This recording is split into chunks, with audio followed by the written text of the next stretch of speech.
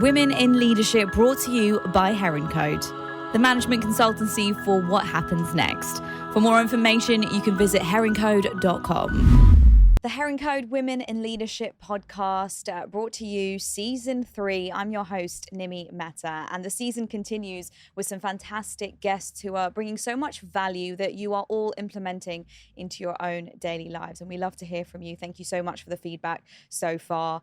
Today's going to be a great episode because we've already got talking beforehand, but I know that this is going to be really interesting for you all to get takeaways from. We are joined by Dagmar Symes, a result-focused leader with an empowerment agenda in luxury hospitality. Dagmar, welcome to the show. Thank you. How are and thank you? you for having me. Very fine. Thank you. I said we were talking before because Dagmar was giving me so many moments of wisdom. And I was like, Dagmar, I'm so sorry. You're going to have to repeat yourself again. But we've got so much to get through because you have had such a vast career. You've had such an interesting story. You've relocated, you've shifted direction many times, and we'll definitely get into that. I would first like to ask you, we are on a Women in Leadership podcast. So I take you back to the very beginning and I ask you, what helped you in your early years as you were growing up to become the woman that you are today? Very lovely question, actually. And thank you again for having me. Look, I truly believe that coming from a loving and caring family background helps a lot in putting a solid base down for your future life. I have certainly been brought up in a relatively, disciplined and authoritarian German family, but at the same time with a lot of values and true care and support. Mm-hmm. And the more I see, you rightfully say, I've been around for a little bit, I've shifted a lot, have done this and that, that always gave me the strength and a sound root and foundation for what I did. And I believe that was most likely the most crucial part to help me to be who I am today, whoever that will be, but we will find out. Yeah, absolutely. Yes. Absolutely. What was your upbringing like? What do you remember? To set the scene for me in terms of German culture as well, in case our listeners don't know.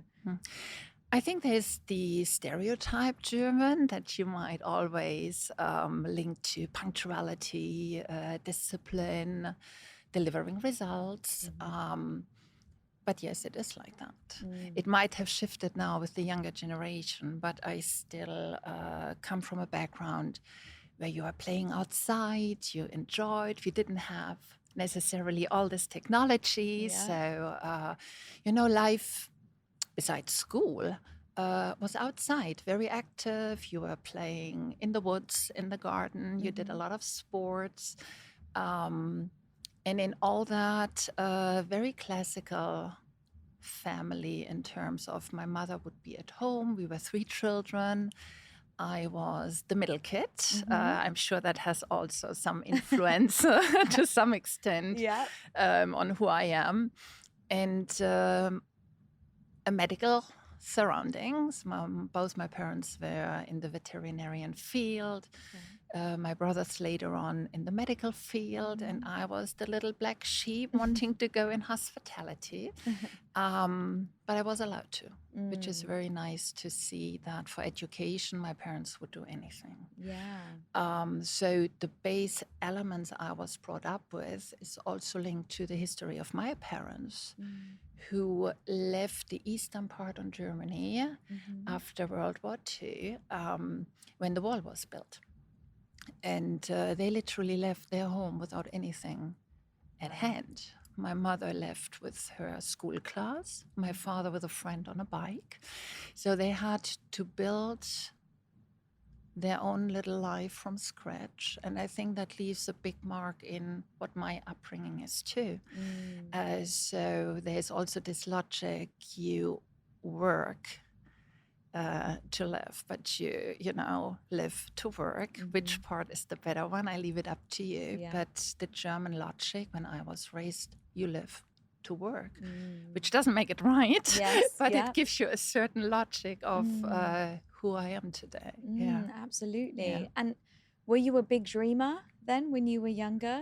Did you have dreams of what you wanted to become? You said you were the black sheep that wanted to go into hospitality. How early on was that in your journey?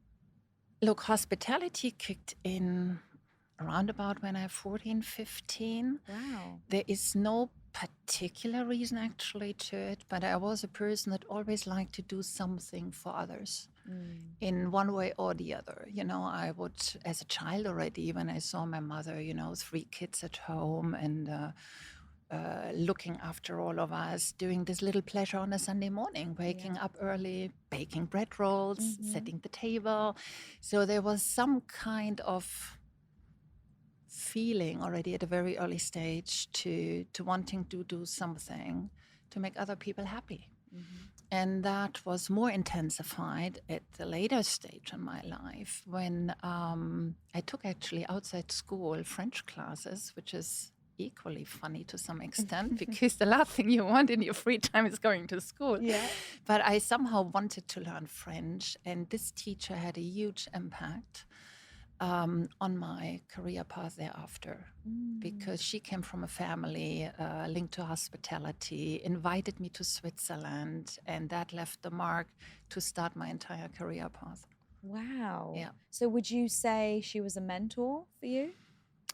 I think mentor maybe less, but opening the door to a different field of expertise. I think all societies, it doesn't matter if you're German or from a Middle Eastern culture, wherever you come from, stigmatize service industry a little bit on the negative side of things. And I personally also believe hospitality is very underestimated in the business as a whole. But my father still today would say, you don't work in hotels, you live in hotels. And that says a lot. But it opened doors to me of a world that seemed different, like a theater, like being on stage. And my decision actually was made when I had a tour back of house in a hotel. And I passed by the kitchen and I saw all this bath and the cooks, you know, with the talk there, their heads. And I was like, this is awesome. You know, it's being part of that to some extent would certainly excite me. And that's really how it kicked off. Wow. And so where do you stand on education versus experience, and how does that work in hospitality? Because we skip forward to 2023, where now employers are really looking, they shove the CV to the side and they say, tell me more about you, your personality, your character, and the experience that you have. Where do you stand on that? And where was your journey when it came to hospitality education and experience before you really got into the industry? I mean, education is such an important base component, and that hasn't shifted ever from generation to generation. My entire education anyway was always based on less material or materialistical things rather than really education, because that is something nobody can take away from you. And to be honest, I do exactly the same with my boys, who are now 18 and 23, where anything we would really invest full-heartedly goes in education, because that is your base for the future. In my case, despite black sheep is maybe a little harsh in the wording, it turned white in time, but there was full support when my parents realized that's what she wants. That is really what she wants. And then we aimed at most likely one of the better educational systems and institutions with the École Hôtelière in Lausanne in Switzerland. And that gives you, again, a new solid foundation together with the alumni. And thereafter, you have to run your own career path, right? Which is then beyond education. Yeah. So whilst education, I think, is so important as a base, is who you are, what is your vision, what do you want for yourself? And I believe you can really only grow as far as your dreams go. So you can basically open it up or limit yourself. Yeah. I was always a big dreamer. And even as a child, I used to have a world map Wow. above my bed, and I was always looking which part of this world would you actually like to work in. I mean, it came totally different. Yeah. But it was inspiring. So it shows you already there was a certain breaking out Yeah. of the norm. And so tell me about those early years in hospitality. So you've done the education, you're now well within the industry. What did you learn about the industry in the first few years that now still sticks with you to this day? The full focus on the customer. It's a very guest-centric approach hospitality, which in time I personally believe has shifted into a more financial component. Hospitality has always been a business, so I'm at times very surprised about the profitability character because it has always been. However, I think there was a huge shift over the past 10, 20 years of my experience. So I really joined based on a very operational element and based on a very human element.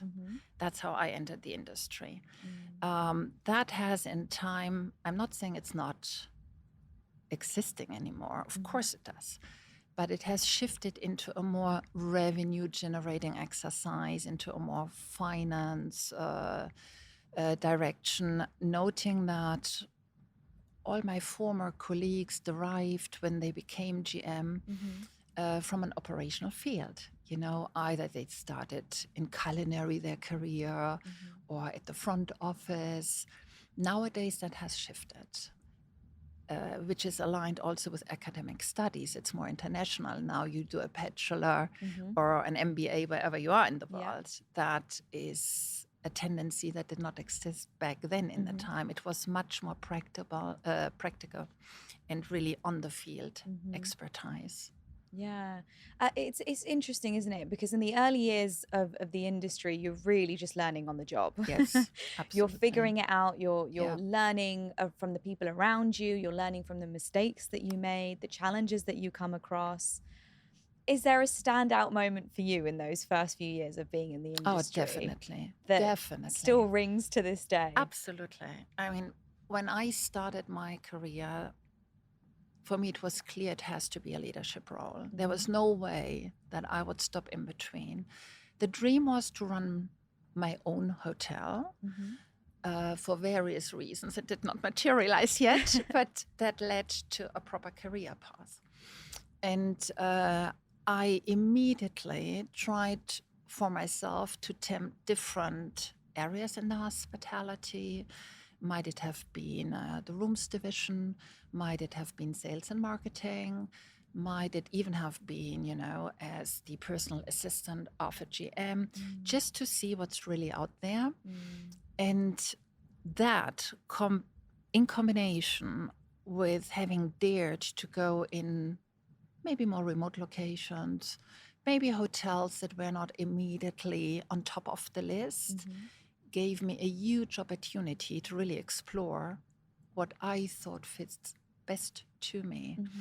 And it happened that the key moment was truly when I was employed as a front of house manager in a boutique hotel in France, where I realized on site that quite a few things didn't really make sense or match. And I informed the owner back then that I feel there is a need of some auditing at some stage. And out of that derived actually a change in the leadership team, because I was right in not only my assumption, but facts. And the former GM was released, which was clearly not what I was aiming at, but that was the logic consequence of the events. And then the owners tried to find somebody new to replace this general manager and asked me just to be the liaison part for the time being. And it was a small hotel, 28 rooms, super cute, like mini Walt Disney castle in Saint-Emilion. And there was a moment when I realized that with a lot of passion and pragmatism, with common sense, you can still give a lot back to the owner. And I approached them. I said, look, it seems that it takes you a little while to find really the replacement. May I offer a kind of barter deal? It was never about money. I think that's also most likely a message that needs at times to be passed. Money comes and goes. Money you will earn once you have reached a certain position. But in the earlier years of hospitality, to really look into the financial package, I personally still today find less appropriate for your own career path. You have to learn more from the exposure, from the experience, rather than from a financial package. And I asked back then if you wouldn't mind to just stare together, leaving the floor to me with a very clear reporting line. And they did. And that turned out that at the age of 28 back then, for the first time, I got a general manager position, which I hardly knew how to fill. And I'm not claiming that this was, the GM of a lifetime. But owner and myself, we felt, let's give it a try. And it worked out perfectly well. And that was the key moment to really launch my career path forward. Wow. But it takes a lot of bravery at that level to go to the owner, to speak out, to speak your truth. And there could well have been consequences for you, within the team that you were working in. Where did that strength to speak out come from? I think, again, that's how I was raised. Honesty, integrity, discipline was always part of the upbringing. And I personally firmly believe doing the right thing has never harmed. It's not the easiest way. I'm not saying that. But right is right and wrong is wrong. And I think I had always, even as a child, as a young woman, and now a very strong sense for myself of what I felt is right and wrong. And I really believe in, certain features to live it properly.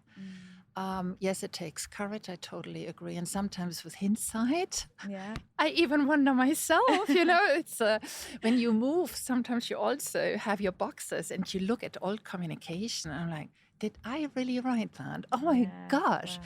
But as long as it is respectful, as long as it is polite, and more importantly, a no doesn't stop you from still continuing, I think it's perfectly fine to try to dare. What do you have to lose, really? Yeah, absolutely. And luckily it pulled off for you that time. It did. It did. It worked out. Now, I spoke when I kind of introduced you, I said you've had many shifts in your career. Yes. What I found interesting when I read about you is that, so you left the hospitality realm to then jump into a managerial role in luxury jewelry businesses. Huge brands. We're talking Bulgari, Louis Vuitton as well, marketing director. You really then shifted to another space. Tell me about why that move happened and why it's okay to shift and learn something new. The why was actually a family reason. Okay. And it was not the best of all because when I got married, I would not have thought that I would go on a real continuation of my career path. But my husband back then turned out to be severely sick and could simply not work anymore at the very early stages of our marriage. And I had the 2 kids, I had a sick husband, and again, how do you deal with that? And I was the sole bread earner, literally overnight. So dealing with all that in a leadership position in hospitality, I felt I cannot make it.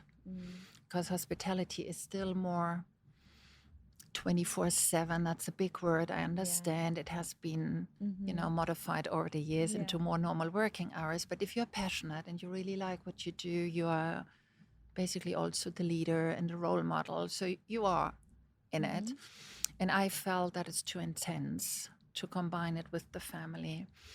And it just happened by pure coincidence that Louis Vuitton back then was looking for a new senior manager, and I applied, assuming that, managerial roles always demand from you a lot of investment, also in time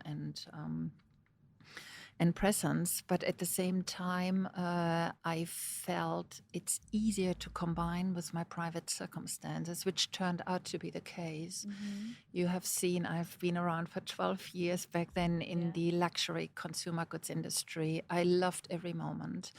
4.5 years with Louis Vuitton, and then 8 years with Bulgari in high jewelry, and then and I think that these two brands had back then already realized that hospitality people add value to the guest and customer service, because at the end, luxury is emotions, is how you care, it's attention to detail, it's how you deal with people.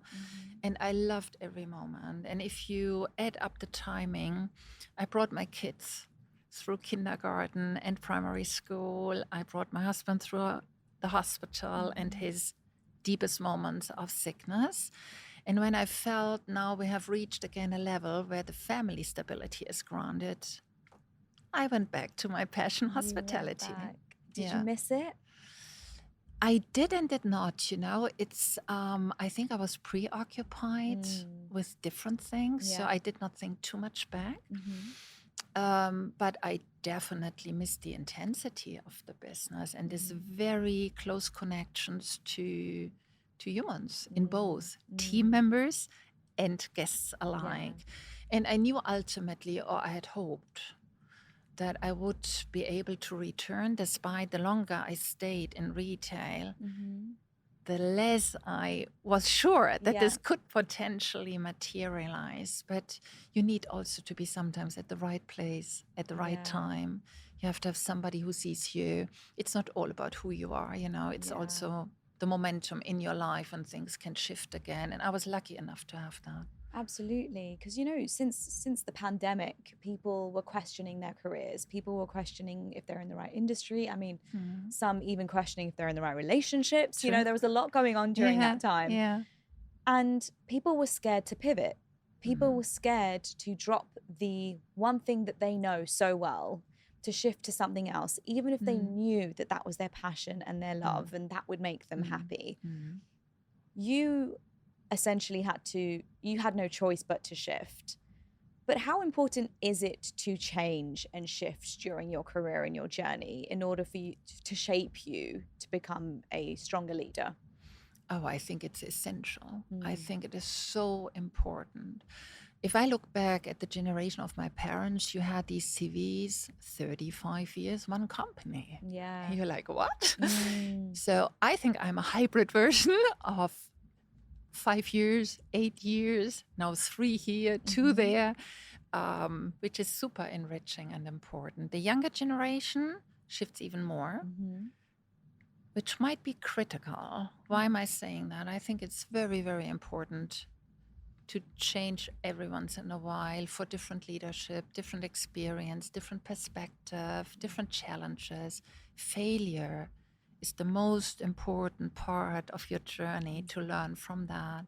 Hardship moments are the biggest learning curve. And I always say, I have learned from the worst. I never say I've learned from the best, because I truly believe that seeing how maybe it's not done gives you far more insight and learning than the easier one that facilitate your journey. I think it's super important.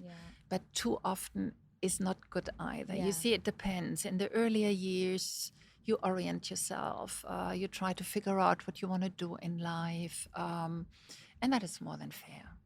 And sometimes you change completely directions because you figure out that's simply not you, which I think is perfectly fine. Yeah. But when you have a certain position or a certain level reached, to really perform and deliver, that also needs some time, Yes. to get accustomed to your new work environment. So you have to find a mix between stability, sustainability, a certain tenacity to prove that you can, despite all odds at times, Yeah. before you move again.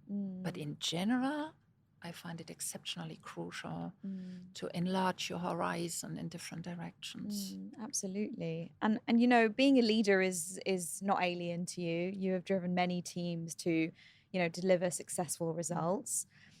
In your opinion, what does it take to be a good leader? I think the first one might be that once you're leading, that you're not really seen. Okay. You share the success. You let your team shine to empower people. Not only your direct gender peers, but really everyone. I think a leader needs to influence and to give a certain direction, but you have to figure out yourself how to get you there with the leadership approach. I still believe in this total classical approach, leading by example. I think you cannot inspire your team if you just go a total different route. How would you? And I think people start believing in you or taking you as a leader in a serious way if not only you inspire them, but you're genuine, you're authentic, you share the good and the bad, you give regular feedback. Yeah. I always believe, so often I've encountered team members not wanting or really evading the performance appraisal. And I'm like, well, why would you do that? Yeah. It's truly a tool that shows you where you stand. And ideally, with an honest and fair approach to a performance appraisal, you will ultimately be guided again, and you get a clear cut in the momentum to go in that or that direction. Leadership is such a big word, and it has shifted also. Now with diversity, inclusion, it's a very colorful world out there. But I take it very serious.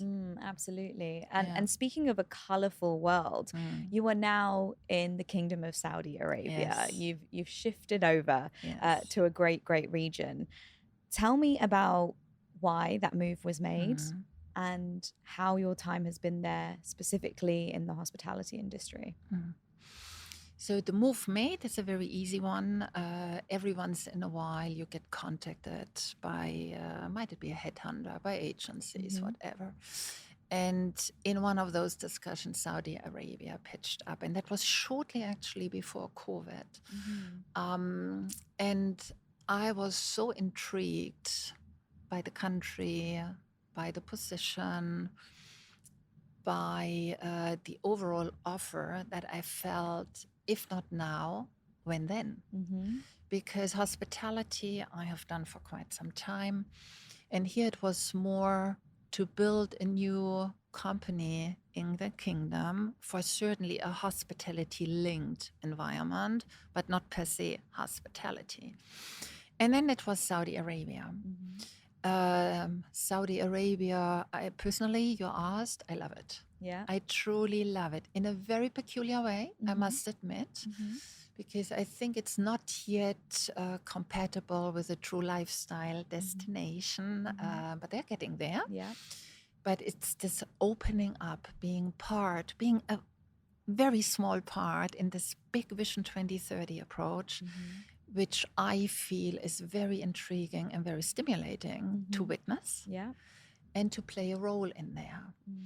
And if you imagine that it just opened up when the Crown Prince really proclaimed a pure transformation of society and economics a few years back, and the vast pace how the country is transforming, it's inspiring. It is beyond realistic almost. Yeah. And that was one part. The other part is a shift in your own purpose in life. I have been for quite some time already, in business, and I felt that with a certain maturity, you can also give back to the community. And with 2/3 of the population in Saudi Arabia being under 35, this is the potential actually to explore and to educate and to support, to make this vision happen. Yeah. And I felt, as small as my input might be, it's the right moment to exactly do that. Because I feel despite these vast opportunities, there's also a risk for the youngsters, right? And for the country. If that is not guided properly, it could also not materialize in the way the vision is actually meant to be. And there is such a dynamic and energy currently in the population that's really lovely to witness, especially also for women. That was going to lead me to that specific question, actually, which was the future of women in hospitality. I was going to ask on a global scale as well as specifically in KSA as well. I think that having witnessed, and even in my team, I have quite a few young talents, local talents in my team, how eager, in a healthy way, how eager and ambitious the young ladies are to finally have an opportunity to shine, to have an opportunity to proactively participate in society, in the workplace, is impressive. Whilst I think it's fair to say that KSA comes from a very patriarch society background, and with this Vision 2030 to open the door for all youngsters in a very diversified way, it is fabulous to see. And especially women embrace their opportunity in such a proactive way. There is a hunger for education and for entering the workforce that is complementary. It's absolutely recommendable if you see how they do it, and it needs all support. Yeah. Well, you know what? It's a good thing that you are leading them. That is absolutely That's nice. That's a lot. Sure. No, really, because, I've enjoyed this conversation so much with you. And I feel like people can take away, no matter what industries they're in, no matter what walks of life, no matter what backgrounds, you've given them so much to think about and take away with them. So on that note, Dagmar, I want to thank you so much for coming onto the Herring Code podcast. I hope you've enjoyed it. Definitely. It was a pleasure speaking with you. We will absolutely have you back on the show. So thank you so much. Thank you so much. Thank you. My pleasure. Women in Leadership, brought to you by Herring Code, the management consultancy for what happens next.